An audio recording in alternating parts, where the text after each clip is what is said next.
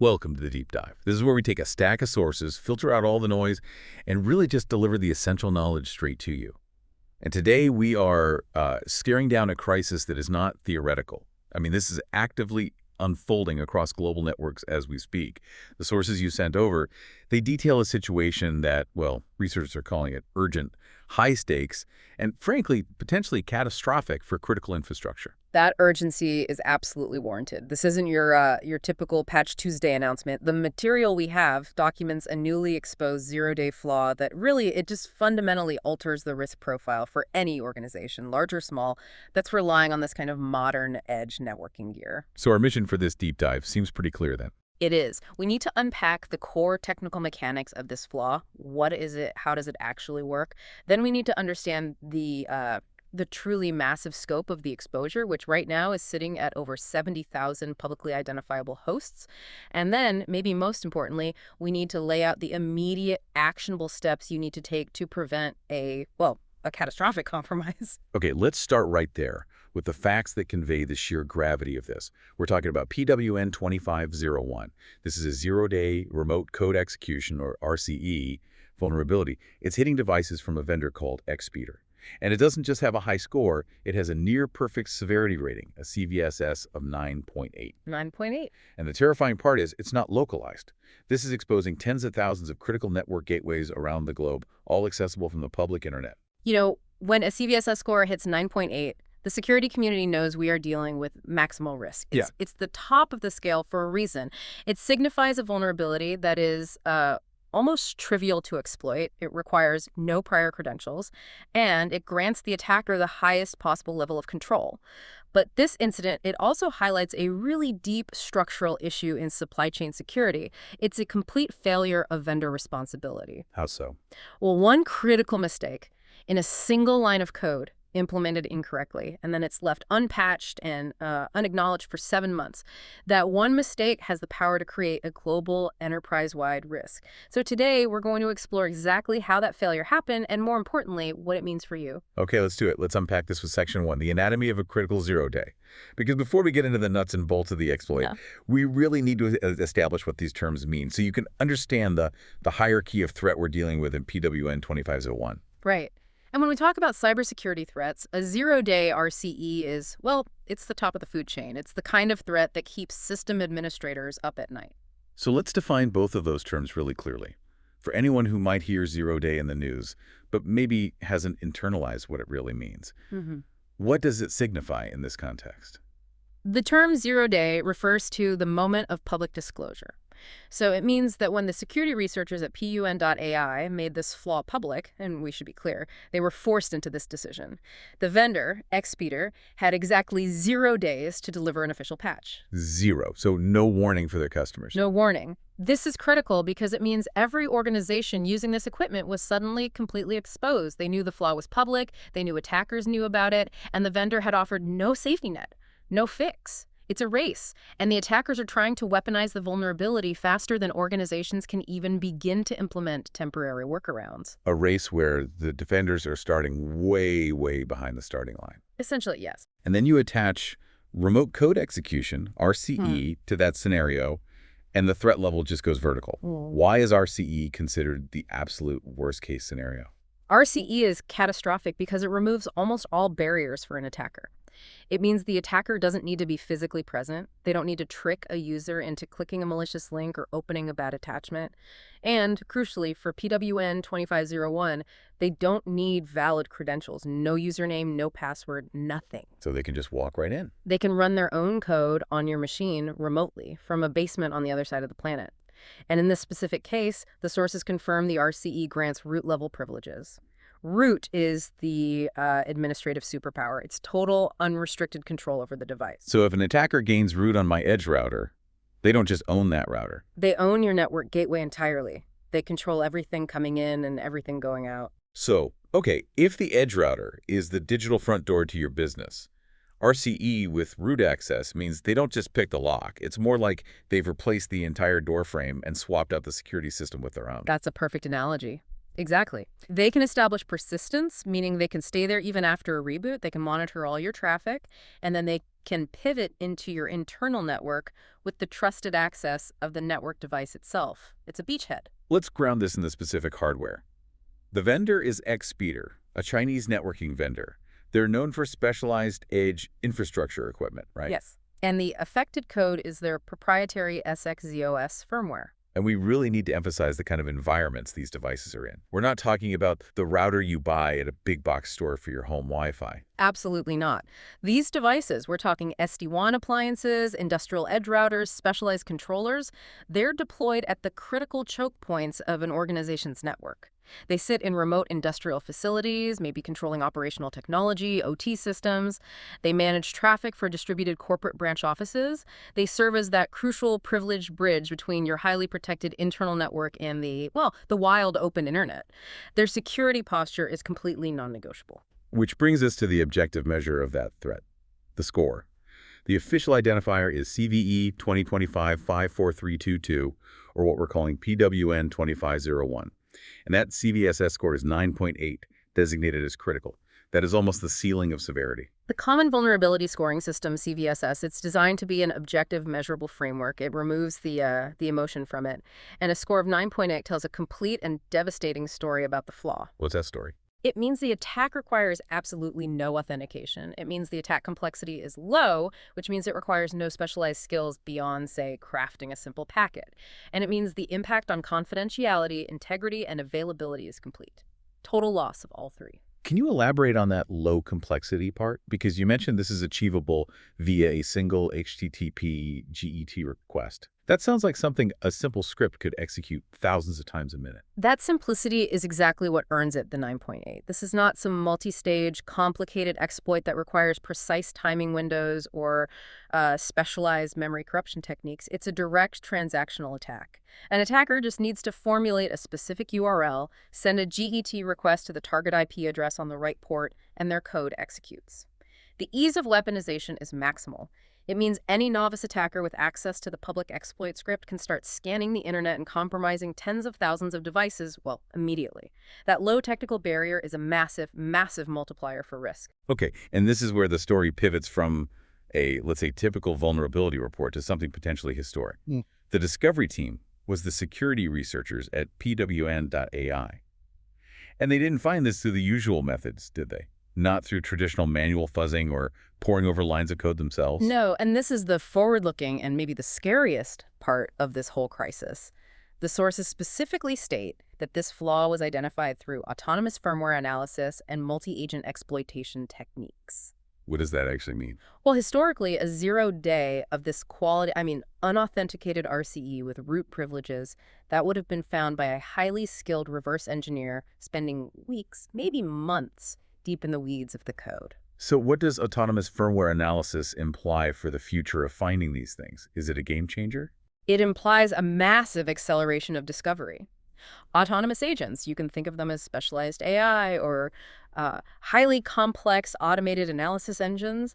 They are designed to just dissect proprietary firmware. They map out the code paths, they identify dangerous functions like the one we'll talk about, evil, that process user input, and they don't get tired, they don't take coffee breaks.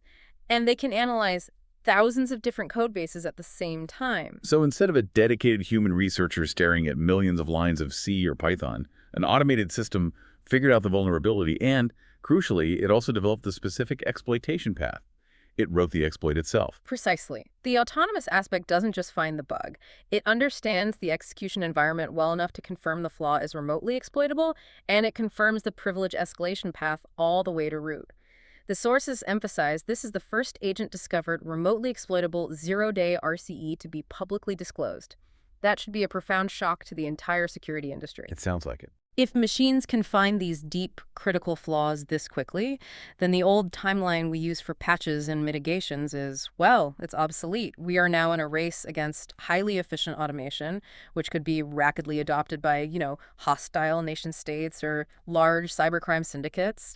Does this fundamentally change the economics of vulnerability research?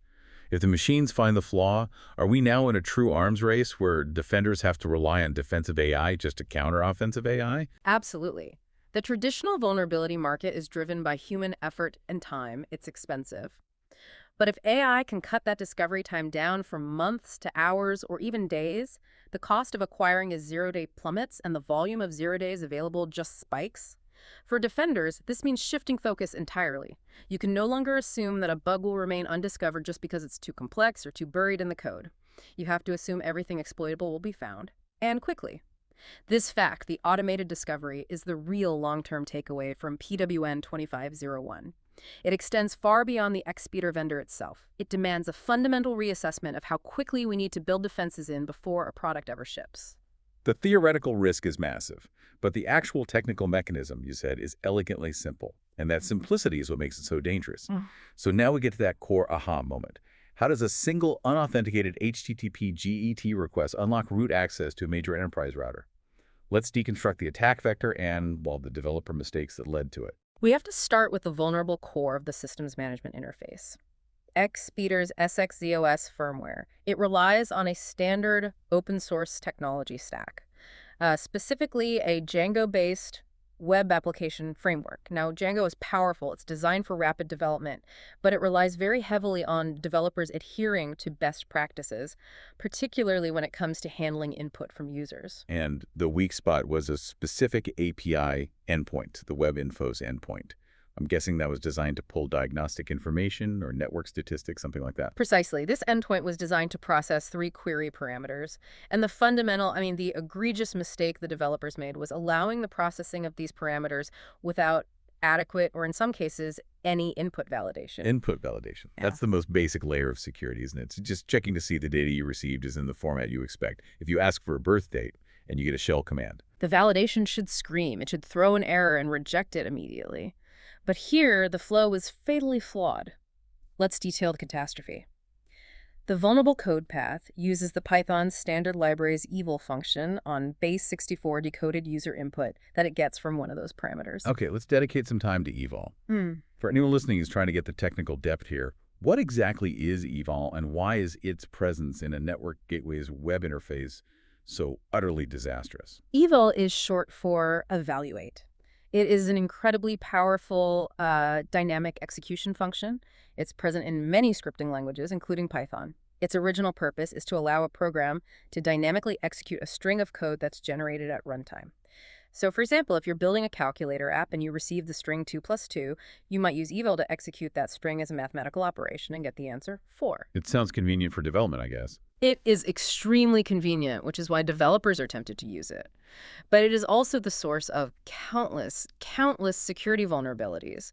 The moment you pass user-supplied data into eval, you are fundamentally blurring the line between data and code. You're handing the user the ability to command the host system. They can run whatever they want with the privileges of your application. And in the case of the XSpeeder router, that application was running with root privileges. Which means any code executed via eval also gets root privileges. It turns the data stream into a command stream. The consensus in modern secure coding practice is that you should avoid eval at all costs when processing external untrusted input. It's just a huge red flag. So the attacker just needed to figure out which of those query parameters was being fed into the eval function? They did, and that parameter was chick. The attacker crafts an HTTP GET request to that WebInfo's endpoint and embeds their malicious Python code. This code could be anything, but let's say it's a command to launch a reverse shell or drop a persistent backdoor. Then they base 64 encode that entire payload. And finally, they just place that encoded string right into the chick parameter of the URL. Let's pause on the base 64 encoding, because this seems to be the critical step that bypasses the vendor's flimsy attempts at defense.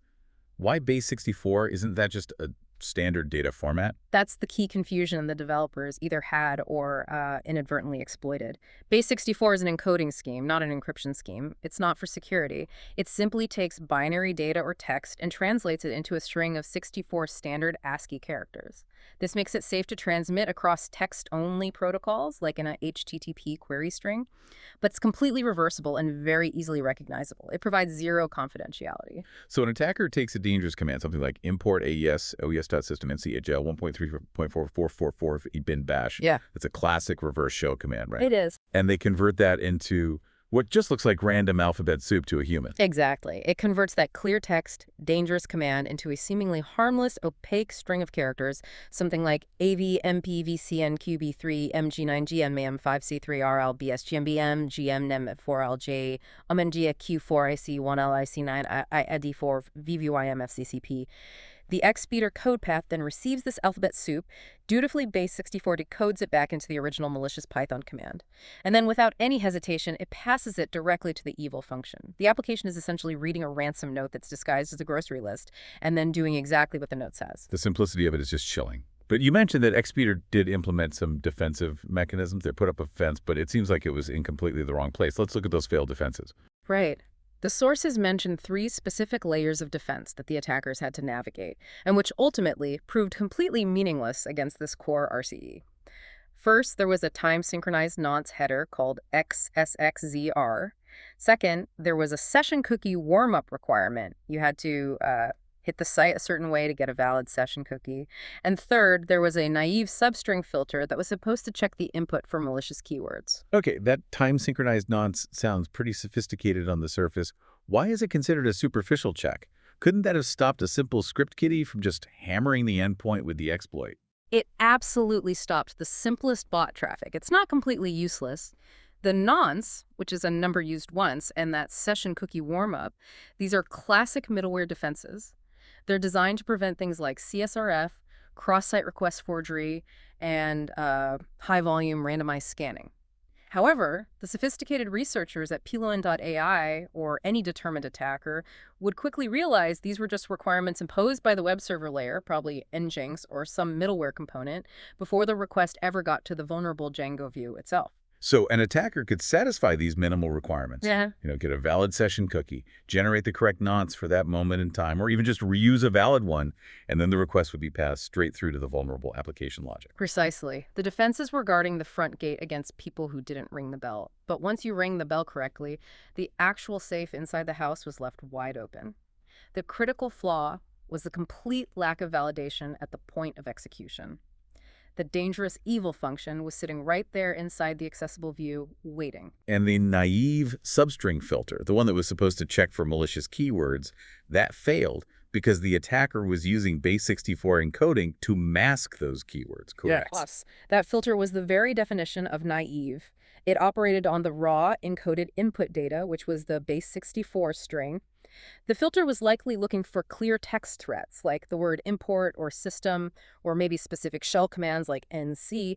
But since the entire malicious payload was disguised as a base64 string, which only contains letters, numbers, plus, and slash, the filter just saw safe, random-looking characters and passed it right along. They were filtering for plain English when the application was designed to receive and process an encoded data stream.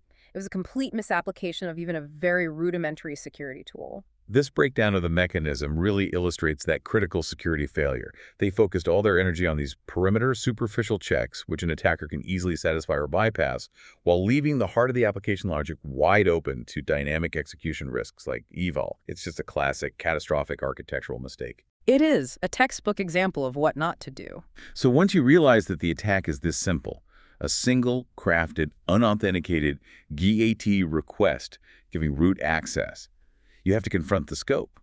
And let's reiterate that shocking figure. Over 70,000 SXZOS-based systems are exposed worldwide and publicly accessible on the internet. That number represents a vast pre-sorted list of targets for any malicious actor. And it's not just an estimation based on, say, sales figures. Researchers know this number because they used specialized internet fingerprinting services. Can you explain briefly how security teams actually get a count like 70,000? What does that process look like? They use what are often called attack surface mapping tools. The big ones are services like FOFA or Shodan. These services are constantly scanning the entire public IPv4 space, the whole internet, and they catalog device metadata.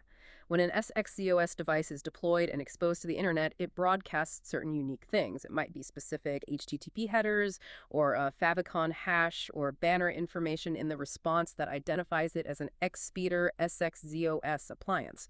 So FOFA allows researchers to just query their massive database and say, show me every single IP address on the internet that matches the signature for SXZOS. The resulting list, which exceeded 70,000 devices at the time of disclosure, gives attackers a ready-made hit list of vulnerable targets. The attack surface is already mapped, confirmed, and counted for them.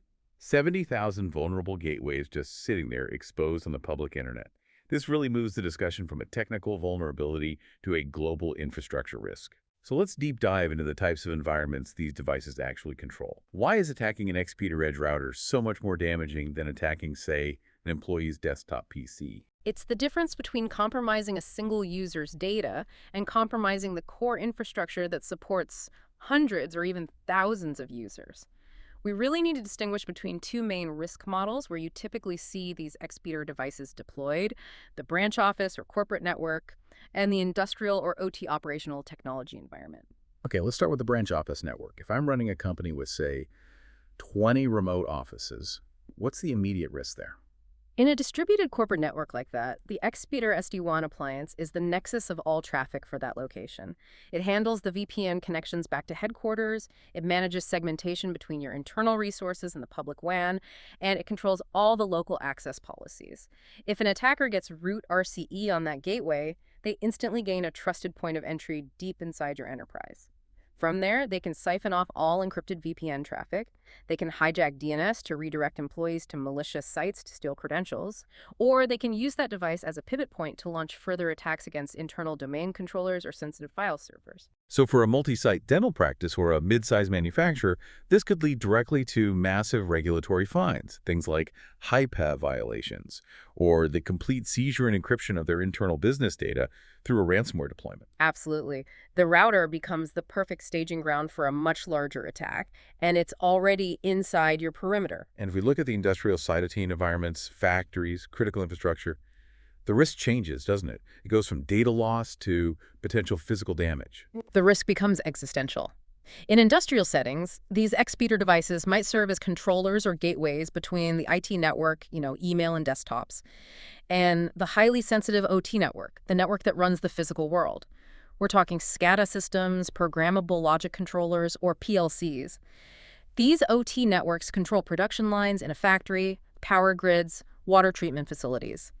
Compromising that gateway means an attacker can not only monitor all the operational traffic, but they could potentially inject malicious commands. They could halt production. They could cause physical damage to machinery by overriding safety controls.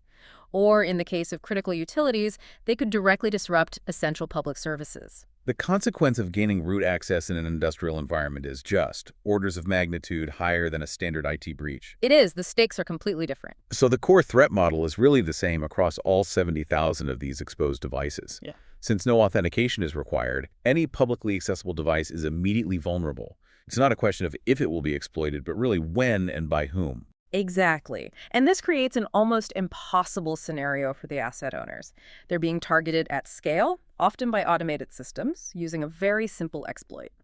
And remember, gaining root privileges on a network gateway means total irreversible control over that device.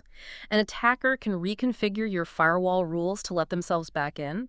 They can establish persistent hidden backdoors that will survive reboots. They can modify your network routing tables and launch undetectable man-in-the-middle attacks against every single user behind that router. The risk surface presented by XSpeeder's flawed software is widespread, it's easily exploitable, and it grants the highest possible level of network privilege. This technical failure and the resulting global exposure, it's all compounded by a massive ethical and procedural failure by the vendor. The technical flaw is bad enough, but this story of vendor silence is almost as alarming as the vulnerability itself. Let's talk about the timeline, because it really explains why this deep dive is so necessary right now. The timeline is the reason this flaw became a public crisis without a solution in hand. The security researchers at PLNN.ai maintained coordinated disclosure attempts with XSpeeder for more than 7 months. Just think about that for a second. 7 months of trying to responsibly report a CVSS 9.8 RCE flaw that grants root access to critical infrastructure devices, and being met with complete, absolute silence. Not an acknowledgement, not a "we're working on it," just nothing. 7 months. That's a staggering failure of corporate responsibility. What are the broader implications for trust and user safety when a vendor displays that kind of unresponsiveness to a critical vulnerability report? The implications are devastating. For a user, vendor trust is everything. When you deploy an edge router, you are trusting that vendor to uphold basic secure coding practices and, critically, to participate in responsible vulnerability management. When a vendor ignores repeated professional attempts to report a flaw of this magnitude, they are essentially choosing to leave their entire customer base exposed. They're introducing what we call systemic security debt into the global infrastructure. And this forced the researchers' hand, didn't it? It led them to abandon the standard timeline for responsible vulnerability management protocols. Could you define what that standard process usually looks like? Generally, responsible disclosure involves the researcher notifying the vendor privately and setting a deadline. Typically, it's 90 days, sometimes 120 for a complex issue, depending on the severity, and that gives the vendor time to develop and test a fix. The whole process is designed to maximize user protection, to get a patch out before the public learns how to exploit the flaw.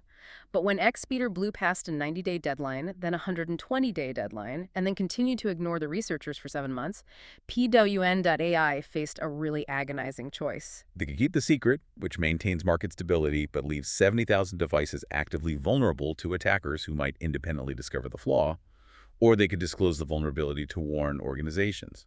And they chose disclosure. They chose to prioritize user safety over vendor convenience. By disclosing, they provided the technical details necessary for administrators, like the organizations listening to this, to at least implement temporary defensive measures, even if those measures are incomplete. But the core tragedy here remains. At the time of publication, on December 30, 2025, organizations were left completely without vendor-provided patches. This decision to go public really underscores the extreme danger PWN-2501 poses. It's important to place this PWN-25001 incident in the context of the broader cybersecurity landscape at the time of its discovery. The source material briefly refers to several related incidents that highlight why this level of risk is anything but theoretical. Yes. This incident doesn't happen in a vacuum. It follows a very clear and worrying trend. The sources mention the lessons learned from the MongoBleed vulnerability, CVE-2025-54322, which was already being actively exploited in the wild. MongoBleed served as a very recent, stark reminder that high-severity flaws in enterprise components, especially network-facing ones, have an extremely short shelf life between discovery and weaponization. Attackers do not wait. We also see CISA warnings about the Will Model C2 wheelchairs vulnerability and the existence of a published list for the top 10 high-risk vulnerabilities of 2025. And these data points are critical context. They tell us that the entire security community, from government agencies like CISA to industry researchers, is intensely focused on vulnerabilities in edge devices and specialized, often single-vendor, infrastructure. The presence of the Will vulnerability on a CISA warning list highlights that high-severity flaws are pervasive even in non-traditional IT equipment, like medical devices. PWN-2501 isn't an outlier. It's confirmation of the consistent high-level risk that's building up in the enterprise ecosystem, largely driven by vendors who are failing at basic security lifecycle management. So if we connect XSpeeder's 7 months of silence to that bigger picture, it really underscores how deeply enterprise security relies on supply chain integrity. When one vendor, especially when providing critical infrastructure, fails this spectacularly, it introduces operational risk into every single company that bought their product. That is the lasting lesson of this whole section. Security is a shared responsibility, yes, but ultimately, the manufacturer owns their product's security posture.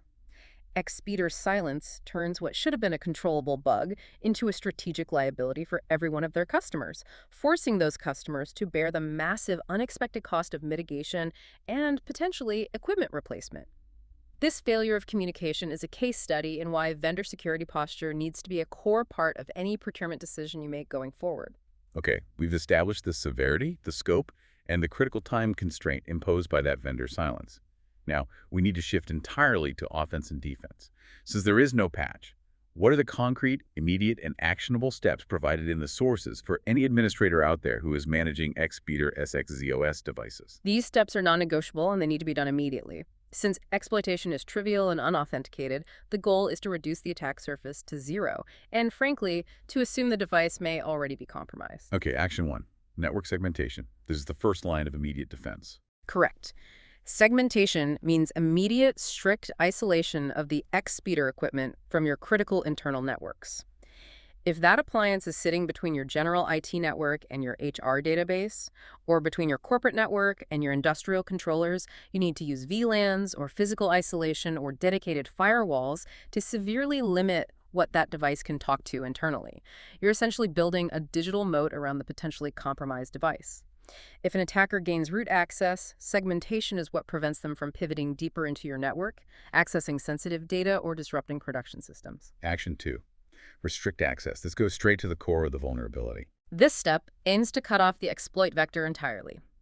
The flaw is exploitable via the management interface, that web application accessible via an HTTP GET request.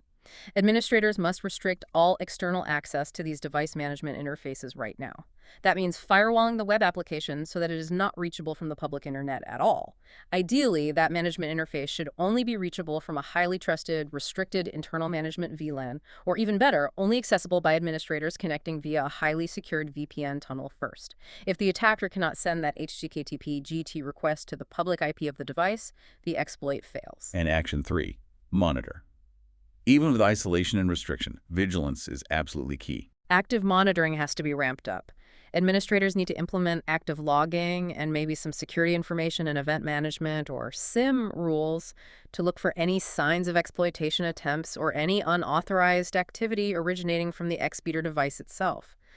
Look for unusual outbound connections, especially attempts to establish reverse shells or talk to known attacker command and control servers. Look for file changes in the firmware directory or unexpected system processes starting up. Any of those would indicate a successful root compromise through that evil loophole. Now, this next piece of advice in the sources is the most strategically serious recommendation. Organizations are strongly advised to consider alternative networking solutions until vendor patches become available. That sounds drastic. That is the nuclear option, and it reflects the complete lack of faith in XSpeeder's ability or willingness to fix this. When the security community advises organizations to literally rip and replace mission-critical networking gear, it means the risk associated with keeping those devices online, even if they are segmented and restricted, is deemed unacceptable. Replacing core network components is costly, it's logistically complex, and it's highly disruptive. But the estimated cost of a full network breach resulting from an unauthenticated root RCE is far, far greater. For a small organization that just invested in XSpeeder gear, replacing all their edge routers is a massive, unplanned capital expenditure hit. Is there no intermediate, less costly step we haven't covered beyond just isolation? That's a fair point, and it reflects the real-world operational challenges many face. Unfortunately, given the CBSS 9.8 score and the simplicity of the RCE, any intermediate step like trying to modify the web server configuration to block the web infos path specifically, it carries a high residual risk of failure or being circumvented by a clever attacker. The security sources essentially define the choice as this. Either you accept the full cost of replacing the equipment, or you accept the full, potentially catastrophic risk of remaining exposed to an easily exploited zero-day that the vendor refuses to address. In this specific scenario, the operational risk calculation strongly favors migration to a vendor with a proven record of timely patch response. Let's synthesize this knowledge for the listener then, connecting this PWN-2501 deep dive back to some broader principles of modern enterprise security strategy. I think this incident provides two profound interconnected lessons. First, it illustrates the very real danger of relying on equipment that only focuses on superficial, easily bypassed security layers. The reliance on middleware checks like nonces and cookies instead of rigorous input validation before executing code via dangerous functions like evil is a fatal design flaw. True application security has to be enforced at the data handling layer. Second, and maybe more critically for executive decision makers, it highlights the enormous long-term systemic risk associated with vendors who fail at responsible vulnerability management. A vendor who ignores a critical zero-day for 7 months is creating an unacceptable operational and financial risk for every one of their customers. Due diligence on vendor security posture is now an absolute prerequisite. It's just as important as the feature set and the price of the hardware. That brings us to the end of our deep dive into the XSpeeder crisis, PWN-2501. Let's just quickly recap the essential chilling numbers and facts that should stick with you. The vendor is XSpeeder, the affected firmware is XSZOS, the severity is a critical CVSS 9.8.